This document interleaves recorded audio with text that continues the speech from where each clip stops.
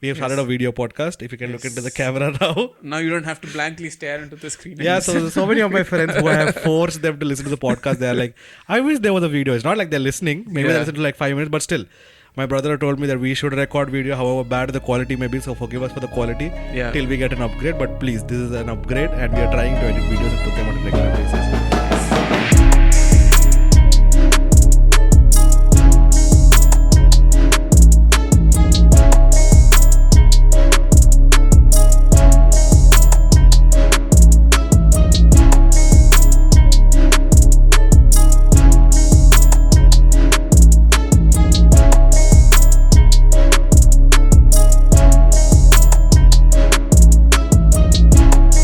Welcome back everyone to another episode after a very long time to the Football Analytics and Rant Show. And today we'll be talking about Indian football and specifically regarding the AFC Asian Cup and how India have performed across the first 2 match days. So as you already would have known by now that India did lose the first 2 games and the second game was quite bad, I'd say. But there are 2 stories to it, 2 sides. We'll dive deeper into that. First, we'll just go through the first game. First game obviously was the toughest game we ever had, I'd say, in the last 20 years. I would say I don't think we have ever faced a side that is ranked so high, like around 25. We did face South Korea, but when we faced them, I don't think they were ranked so high. Australia was ranked 25th in the world and we were ranked 102. So us getting beating them will be a even bigger surprise than, let's say, Saudi beating Argentina in the World Cup. So, bigger than that, huh? Yes, sir. There's so much gap. There's so much difference in if you would have watched the game, I'd say just look at those players and just look at our players. We are legit half the size other than the keeper. They are fair, we aren't. Most of us. Sorry, bad jokes. Yeah, so the game, I think the result 2-0 loss, I think it was expected. I don't think anybody would be surprised, or if anybody thought that we would get a draw, I think that was a little too optimistic, although it would have been good. The game, the only plan that India had was just to sit back, absorb and hopefully get one loose ball, one miss pass, because the only weakness that they could have gotten from that Australian team was that a little bit creativity was lacking. Because one of their main players, that was Aaron Moy, had just retired from the national team, so he used to be the main output both in terms of set pieces as well as in terms of playing through the middle. So he was not there. Other than that, they had very relatively young players like Marco Tilio and all, who were relatively inexperienced. Other than that, this team was a bunch of extremely athletic guys. They'll just bulldoze through that level team. So all India had to do was stick to the plan, put as much pressure on them, tight man marking, organized defense, and they did succeed in that. In the first half, they did succeed in that. They did manage to reduce the scoreline, keep the scoreline at 0-0, which itself I think is one of the biggest achievements, I think, in terms of tactically. And then, as we say, I think after in the second half, I think the clear difference in quality, I'd say physical quality, physical attributes, it was clearly shown that all of players were tired. They couldn't keep up with them. In fact, the Australians were still at the same intensity. So I think that's where the small mistakes came up, which led to the first goal. And after that, I think it was going haywire here and there. We did get a chance. I'm not telling. We did get a few chances, and one chance was actually very close. Sunil Chhetri got a header which was very close to going inside. It would have if it would have gone in, I think maybe the result could have been, at least we could have got a draw. But after that goal came in the second half, the first goal, that too, it was a deflection. It was a freakish goal. Very it was an error on the keeper and the defense part. Coming to the keeper, we'll come back to that again. The keeper is the main topic of discussion for this episode. And then second game, I think it was like India just switched off. They're like, I think they had this thought in their mind like anyway we're gonna lose. It's a matter of time or something. And that goal was very pathetic. They legit walked it into the back of the net. There was nobody marking that guy. And that game I think is done. We could have done a little better, but yeah, it's okay. I think we can forgive them for that because it's Australia. Second game. Ahead of the second game, the coach was saying a lot of things like we'll be fearless, we will do this, that, lot of positivity coming, and everybody was excited. And mind you, the first game was one of the highest attended games of the whole tournament. Despite India being one of the lowest ranked teams, it was one of the, I think the third or fourth highest attendance so far in that tournament. Around close to 40,000 people came to attend. There were more Indians in that stadium than Australians. Similar attendance came in the second match despite losing to Australia, because people were actually sort of happy with how they performed in the first half. So they had optimism against Uzbekistan, at least we'll get a draw. So India came in confident, they're like, we'll be more expansive, we'll play from the back, and they'll like somehow try to get a goal, and then they'll control. The problem with that is Uzbekistan's game plan was already evident. They have been playing very similar, similar style. Like there was no difference in their gameplay for a long time. So you can clearly see that there was only one way they are going to play. They're going to sit back, allow the opposition to keep the ball, wait for like any small mistake they'll pounce, because they are very fast and technically they are one of the best teams in the whole Asian Cup, technically wise. Even though they're not physically as strong as let's say Australia, they are technically much better. So what India did was they fell into that trap. Legit fell into that. Even though they knew it was coming, they had some sort of weird ass confidence that they can keep the ball and somehow circulate it and play. What they should have done is what they did in the second half. If you look at the second half, India did not concede a single goal, and India got most of their chances in the second half. They were like, we came so close to scoring like at least 2-3 goals. There was one rocket shot from Mahesh Singh. I don't know how that keeper saw it. It was so fast. And there was a lot of ricocheting in the box, like 3-4 shots, like the keeper saved, and one block. So at least 2 goals we could have gotten. That's why if you look at the stats, there's not much difference. They got 17 shots, we got 10 shots. 10 shots, at least I'd say 9 of those shots came in the second half. So what they did in the first half is they fell into the trap. Uzbekistan, they were like, you have the ball. They were under less pressure. Okay. And India took the ball. They started playing from the back. Some fancy shit they were doing. Uzbekistan gets the ball. They'll play through the lines. Goal. Again, same thing. Goal. Simple goals they were scoring. First goal was, I don't even want to say it was I don't know. I'd say that is something you will consider in an amateur level. With all due respect to Gurpreet Singh, but even he would accept that the goal was his mistake. He saw the ball coming, like the guy going for the header. He was way behind. He should have just stayed in his line because he was hesitant. He made a half attempt. It was like that guy just chumma gave a pass. That header was not even powerful. It was looping over him and went inside. If he would have actually stayed on his line, that would have comfortably reached his hand very easily. And truthfully, at that level, when you're representing your country, when you've played a decent amount of club football, when you're the number one goalkeeper for your country, you should not have indecision at that times. You are experienced by that time if you're playing at that level. Yeah. And I understand that pressure is high because you're representing your country and this is a game that you very well can win. But at that level, if you're committing mistakes like this, then there's nothing to say. So then after that, I think it was like they still didn't learn after that. They still tried, okay, we'll get one more goal. They kept pushing, but we kept losing the ball in the midfield. And sometimes even in our own half, in our defensive line also. Then they realized, okay, at halftime they realized they are making us fall into that trap. Now they said, we will sit back and defend, we'll let them have the ball. Then it played into our hands. Then suddenly we are able to use our strength, which is we are also fast in the wings. We have very good fast players in our wings. We have very good crossers.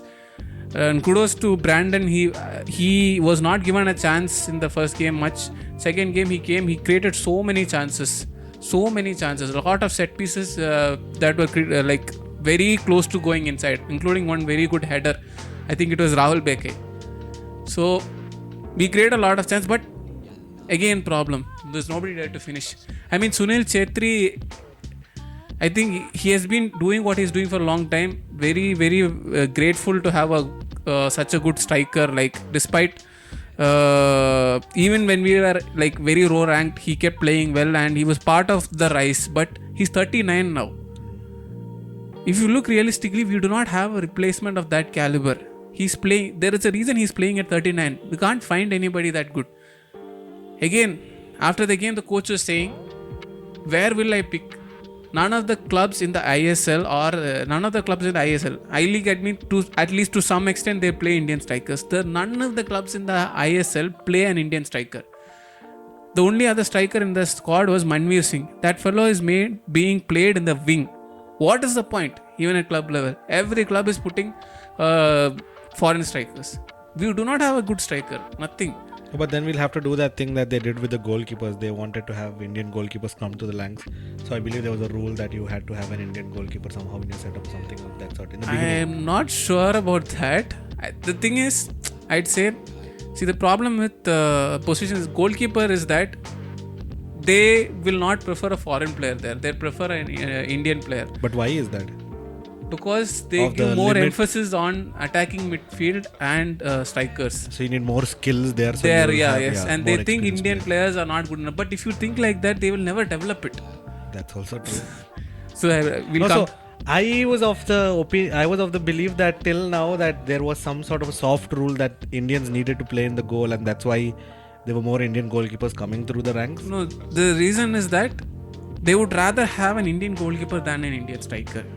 So that sort of thing is there. They think it's okay to have an Indian goalkeepers are enough. They don't want to invest a lot in a foreign goalkeeper because there are only so much a goalkeeper can do in terms of attack. True. And I know I'm not telling you it's undermining a keeper's role or something, but yeah, most of the teams they want that creativity. The reason is they only have so many foreign player slots. So they will first fill up the creativity department, striker, and then the creative midfielder, and then they'll come back. Even after that. So that's why we only had like one foreign goalkeeper in the ISL last year. I think that was also, he was a Nepalese keeper and he was playing, current year. I think Kiran Limbu, he is a Nepalese goalkeeper, Nepalese national team goalkeeper. He is playing for Round Glass Punjab. So that is only foreign, like outside India goalkeeper that is playing. Yeah, so coming to the Uzbekistan game, if they would have played the second half, like the way they played the second half, the same way if they were to play the first half, they would have at least got a draw. I strongly believe they would have at least got a draw. So, but we were already 3 down by half time, so you were of the belief that they could have scored 3 goals in the second half? No. I was telling, the way they played, the defense was much more solid. True. So, what they did in the first half was, India had majority of possession. But they couldn't score. They couldn't hold the ball. True. Uzbekistan, you notice every time they concede this, Uzbekistan is not pressing. They're having them the ball. They'll make one miss pass. Easily they'll get the ball and they'll attack. That's all. It was just Uzbekistan was countering. No, so that's basically Uzbekistan's confidence that, okay, we don't need to press them, we'll just have to capitalize on their mistakes. So they knew that this is what is going to happen. That's quite bad. The best part is we had a few close calls in the first 10 minutes. Still we made the bold claim of doing, I know you want to show like attractive football, but then you have to be practical at some extent. You want to qualify. If you want to qualify, you have to be practical at that point. The thing is, we were capable of playing from the back, I'd say, because there was a similar ranked team to Uzbekistan. If you know Iraq is not bad at all. If for context, they just beat Japan. Who have been unbeaten all year, and even the likes of top European nations could not beat them. They just beat Japan. India managed to draw with that team. That same team. No change, that same team. Including the goal scorer, that giant guy who scored both the goals recently. Including him. India barely lost on penalties. India should have won the game. Actually, if it weren't for the last minute, like I think injury time, 1 goal they considered, that's why it went to penalty. India could have won that game. The problem is, the key players from the back, Anwar Ali and Jeeksan Singh, are missing. Anwar Ali is our only proper ball playing centre back. That fellow is very gifted. He was part of the 2017 under 17 World Cup squad. If you look at now, some of that most talented group of players are from that team, and Anwar Ali was part of that team. His story is like that's a different topic. His career almost ended, and suddenly he became one of the best centre backs in India. So he was injured before the tournament. So your option of playing from the back is gone now. Then again, Jeeksan Singh was a mainstay in defense. He is like the proper robust defensive midfielder who has a keen eye also for passing. He is also out. So two of these players who will enable you to play out from the back, and even if you miss the ball, the other player, which is Jeeksan, who is able to cover it, is also missing. And then during the tournament, Sahal, the main creative source, he was also missing. His creative source, also the fact that he is capable of taking shots from outside the box also. He was told that he will not be able to play the first 2 games. That is also missing. During the tournament, after the first game, Changte is missing.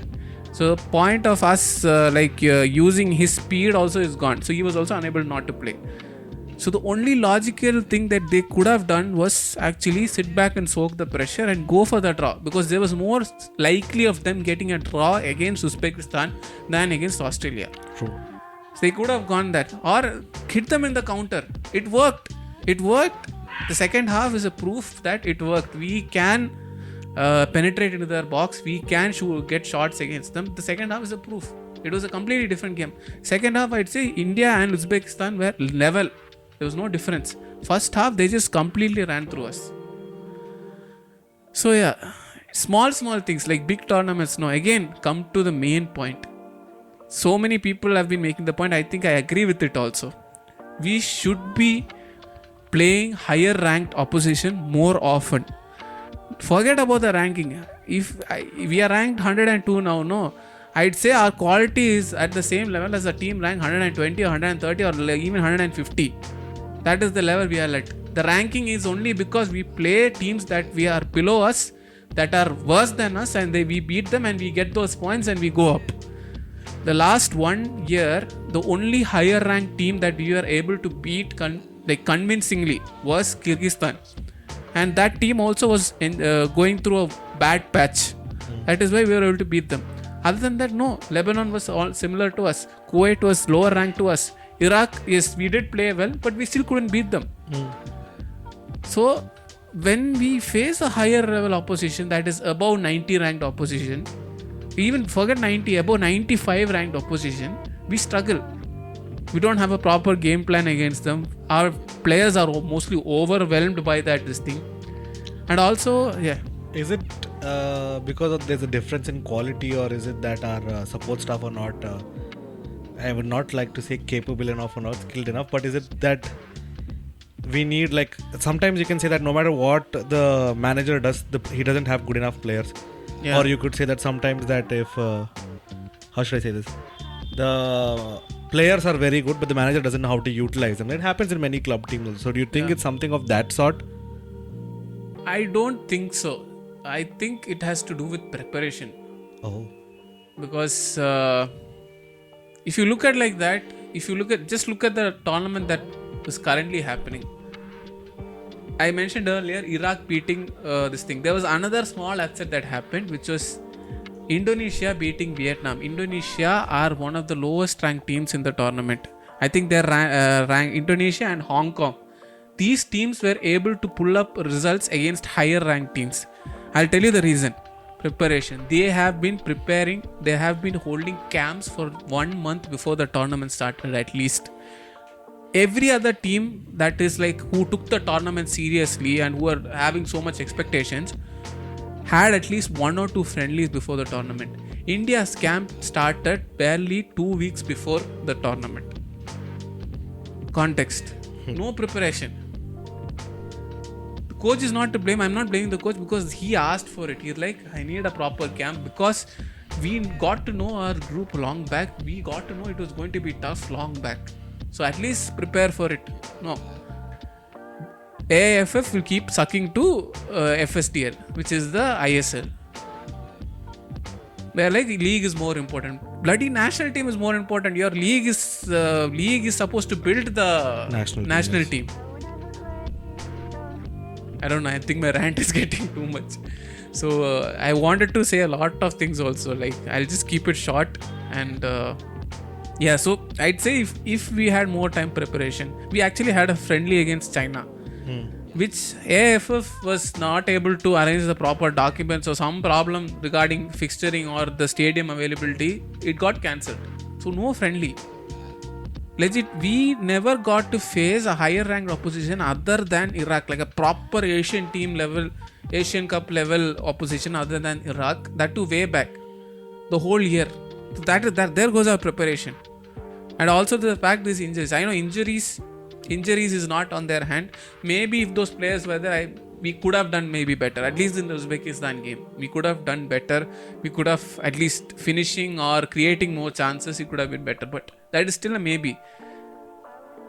Teams like Indonesia, teams like Iraq, I'm not saying Iraq is a bad team, but they did beat Japan. If they are able to beat teams that are so superior to them, okay, in terms of ranking, like World Cup level teams, then why can't we do that?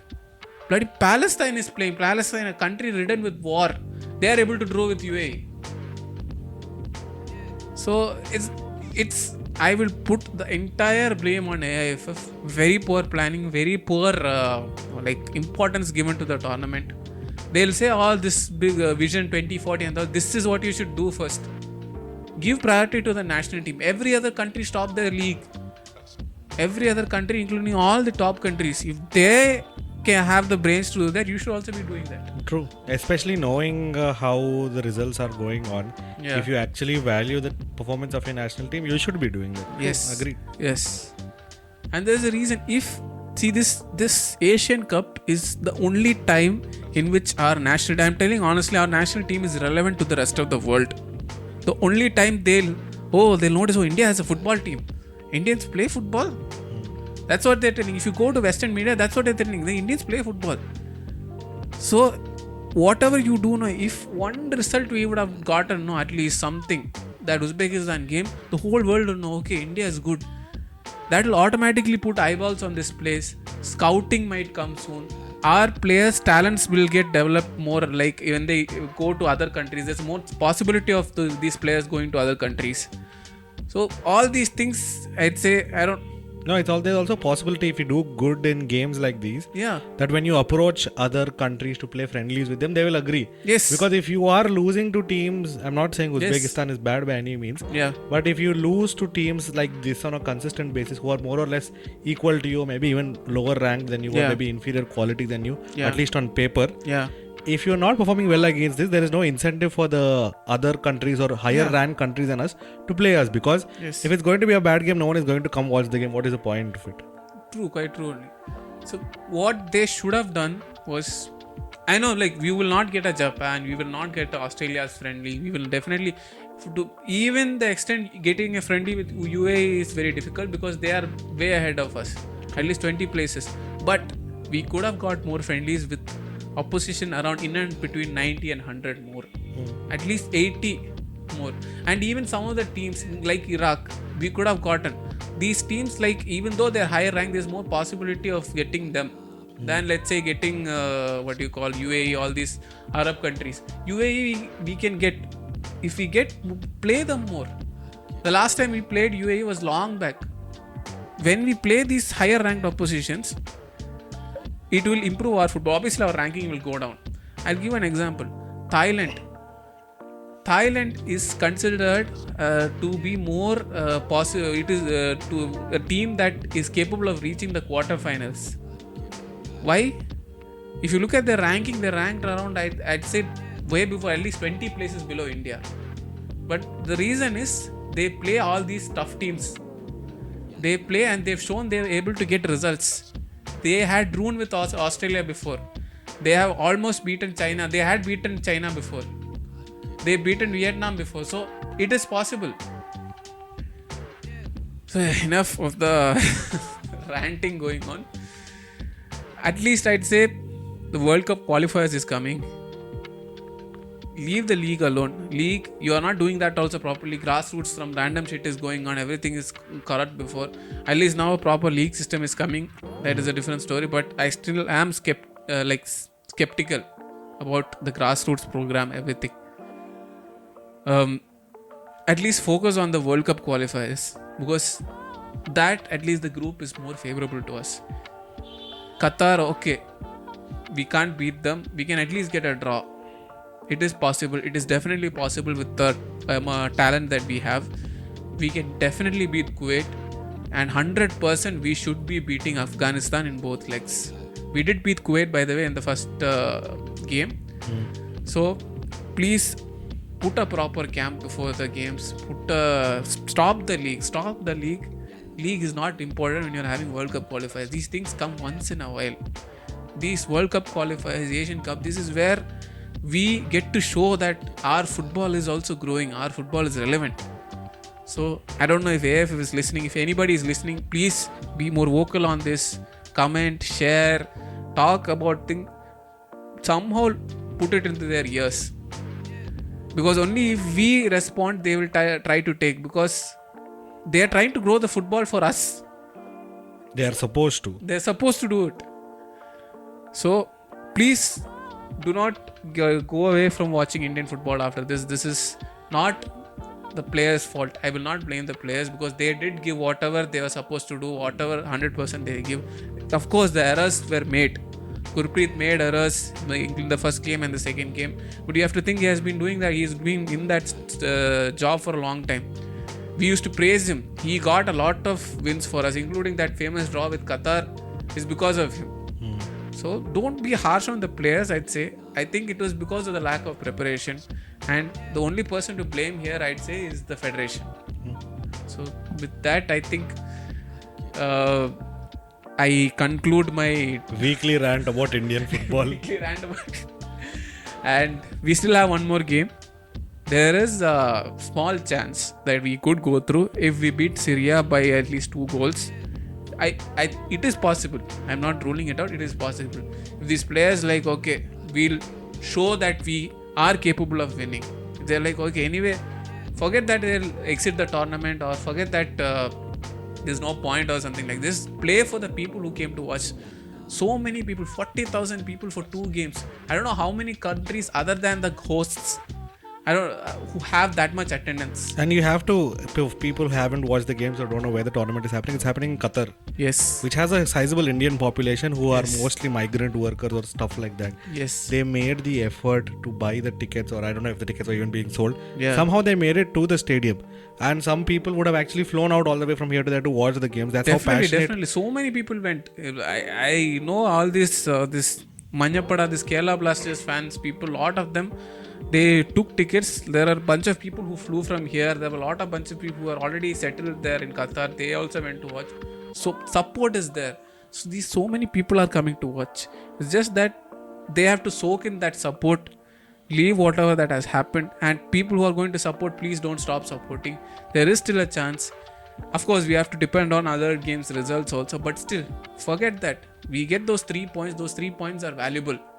Yes. Those 3 points are valuable. It helps us to raise our dignity, and also it also helps with our ranking. So as of now, because we lost these 2 games, our ranking will slump down to 120 from 102. It was a huge decline. And if we lose this game also, it will go below, I'd say 130, 135. That would have been our lowest rank in the last 7 or 8 years. So it is very important. There is a lot to play, and also it will help boost the morale of the players, because the World Cup qualifiers will come in the next international break. Yeah, that's pretty much about it. And sorry if I was too much into ranting, but I had to say these things. These were in my mind for a long time, because I watched both the games, and yeah, that's all. Thank you very much for listening to us. Now that Jittu is back from his vacation and is going to join internship soon, congratulations on passing. Thank you so much. Jittu is now officially a certified occupational therapist. He's a certified medical care professional. He's no more a student.